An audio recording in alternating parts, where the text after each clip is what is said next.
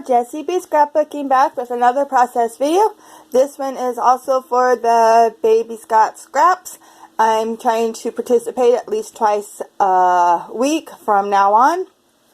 And I think it only goes till the 31st of January. But it's been so much fun just for the one layout I did, so I want to do it again. So this is the picture I'm going to do. This is my nephew. He went shed horn hunting with my son and was able to find a pair of sheds. And so he was pretty proud. So I am going to scrap this picture. I'm going to use scraps, and yeah, I don't know what scraps I'm using, but we're going to find something. So let's get going. So here I'm showing you that I already backed the picture on some black cardstock, and then I pulled out this paper pad that has all these scraps in it, and in it was this amazing background that I had already made with scraps. I like to do this sometimes when I get a whole bunch of scraps that are just tiny little pieces. I will either punch them out and do a background, paper piece background, or just cut them into strips like I did here and do a paper piece background. And then I just stick it back in with the paper pad, and I have a piece of paper already ready to go for on a layout. So that's what I did. I did this paper quite a while ago, but I really like the way that it looks because the picture is very lacking in color.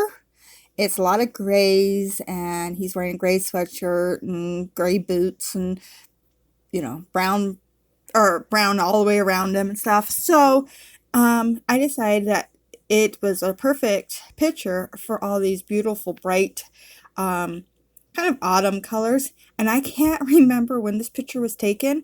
My son took it, so I'll have to look at his phone and see the date on it. So, but I decided that I wanted to make some little embellishments. So I'm just punching out 4 pieces of paper that are in the collection here, and the little tiny scraps, and I punch out 3 in each pattern paper. And I thought I was going to do like a fun border around the bottom or something, but it was too busy. I could have made them stand out probably a little bit more if I like inked the edges or something, but I didn't care for it. It was just way too much going on. So I did put that big red banner down in the background to help tone down some of the pattern paper that is all over the background. And then I thought it was too plain, and so I added this blue, it's like painted brick paper. I absolutely love it. And so I just made a small banner to go over top on it. And now I'm just going to ink the edges of both my banners. That just helps them all not blend in so much with the pattern papers that are in the background. And I do have, there's a dotted line on the top of that red banner, but that's okay. I'm just going to think of it as like a stitching line across the top. I want to pop the photo up just a little bit onto some foam. So this foam I got at the Dollar Tree. It is, it's not a fun foam because there's no sticky on it, and it is only about half the thickness as fun foam. And I thought it'd be perfect because I don't want a lot of dimension on this layout, but I wanted a little bit.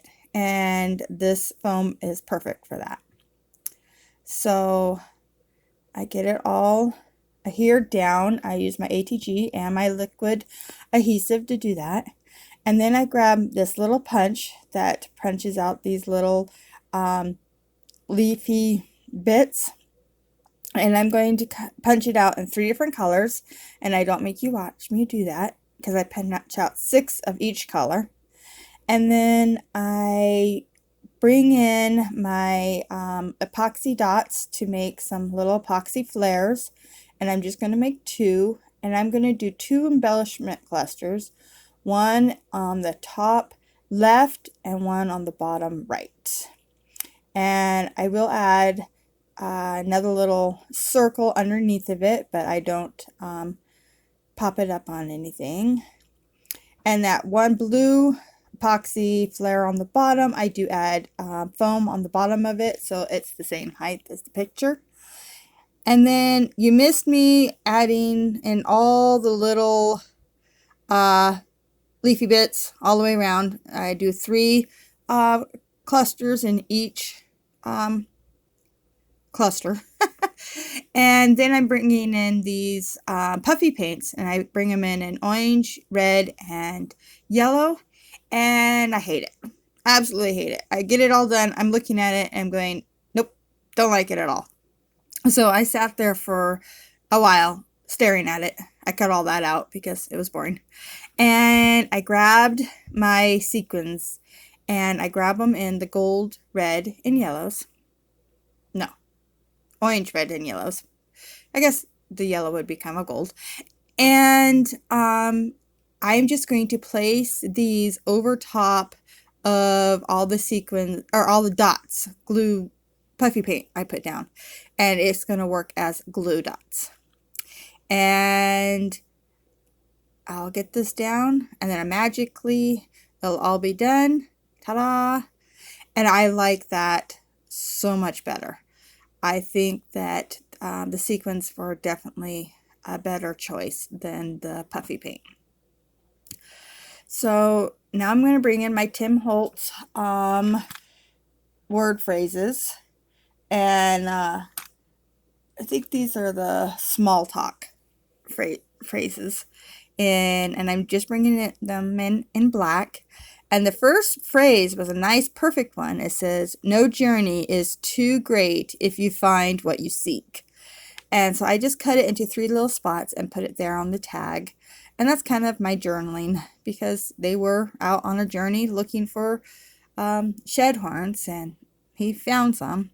And if you don't know what shed horns are, they're when a deer goes into winter and they start needing all that extra food and nourishments for their bodies, the bucks will actually shed their antlers, and then you can go out and find them in the woods and you can keep them. It doesn't hurt the deer or anything, but they do that to reserve energy. And then they grow back again during the summer. They start growing.